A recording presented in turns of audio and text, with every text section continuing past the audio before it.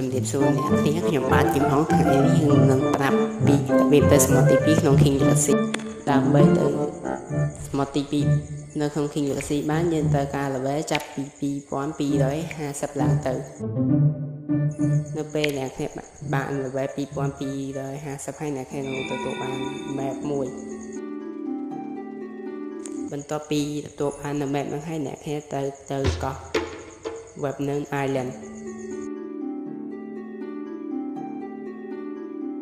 បន្ទាប់ពីទៅដល់កោះនៅ island ហើយអ្នកគ្នាទៅក្រោយផ្ទះនេះនឹងទៅឥឡូវខ្ញុំរៀង slow ចឹងណាអ្នកគ្នាខ្ញុំសុំទៅផងគេថាលេខខាងទៅបន្ទាប់ពីអ្នកគ្នាមកក្រោយនេះអ្នកឃើញ NPC មួយនិយាយជាមួយនឹង NPC ហ្នឹងទៅ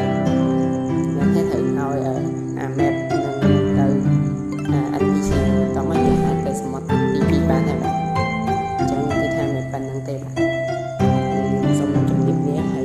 ប៉ុណ្្នឹងជួយ subscribe និង like ឲ្យខ្ញុំអ្នកហើយដើម្បីទទួលបាននៅវីដេអូថ្មីៗចឹងមួយថ្ងៃខ្ញុំបានធ្វើវីដេអូព្រោះសារខ្ញុំជាប់រវល់រៀនហើយ